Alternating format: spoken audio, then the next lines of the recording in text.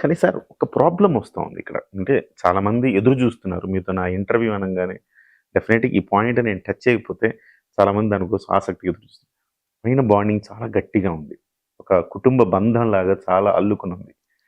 At the same time కింద ప్రతి చోట ఈ డామినేటింగ్ వల్ల క్రష్ అయిపోతున్నారు కార్యకర్తలు.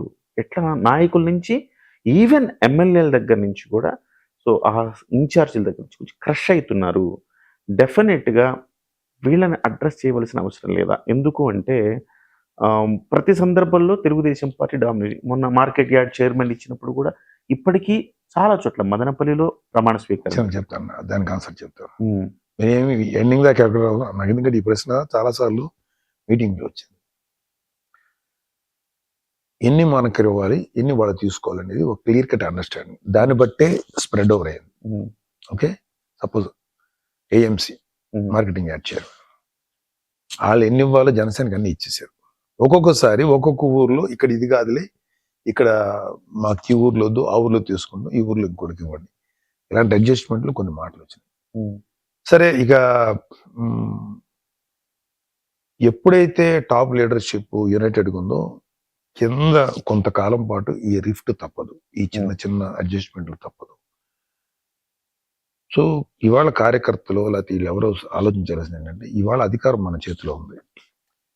ఏ కార్యకర్త అయినా సరే నాకు ఏం కావాలి, ఏం చేయాలి అనుకుంటే ఖచ్చితంగా వాళ్ళు కోఆపరేట్ చేసేటువంటి వ్యవస్థ ఉంది. ఇప్పుడు కళ్యాణ్ బాబు జనవాణి పెట్టాడు, ఎంతోమంది ఎన్నో సమస్యలు చెప్పినారు, చేస్తున్నారు కదా. ఇప్పుడు ఒక్కొక్కసారి ఒక్కొక్క నియోజకవర్గంలో కొంత రిఫ్ట్ జరగటం గట్టిగానే ఉంటుంది.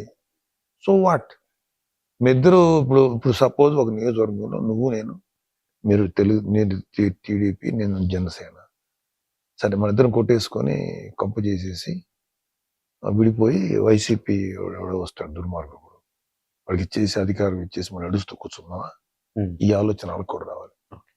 అధికారం చేతిలో అంటే ఇవాళ గొడవలు పడిన రేపాన సర్దుకుంటాం, అధికారమే లేకపోతే ఎప్పుడు ఏడుస్తూనే కూర్చోవాలి అక్కడ కూడా. అందుకని కింద క్యాడర్ ఎవరైనా సరే పైన ఉన్న లీడర్స్ ని గౌరవించండి, వాళ్ళని ఫాలో అవ్వండి. Okay, if you believe your leader just follow ఆయన ఫాలో అవ్వండి. మాకు అనుకున్న చోట్ల పదవులు ఇవ్వట్లేదని, రావట్లేదని. కళ్యాణ్ బాబు గారు 15 సంవత్సరాల పాటు ఏ పదవి లేకుండా జనాలతో తిట్లు తింటా, విమర్శలు పాలవుతా, నానా రకాలు చేస్తా, పార్టీకి డబ్బులు తరేకిచ్చుపెట్టి 99% ఫండ్ తనే చేసి ఎంత చేసుకొని ఇంత నడిపినోడు ఆయనకంటేనా నేను అనొచ్చా మాట ఏంటండి, నాకు ఇవ్వచ్చు కదా అని అనొచ్చా? నేను నాకు హక్కు ఉందా? 15 సంవత్సరాలు ఒక వ్యక్తి కష్టపడి పనిచేసి బిల్డ్ చేశాడే, అతని టెన్యూర్లో ఒక తండ్రో లేకపోతే ఇప్పుడు మామగారు వాళ్ళు చేసింది కాదు, ఒక్కతరు వ్యక్తిని పెట్టుకున్నాడు.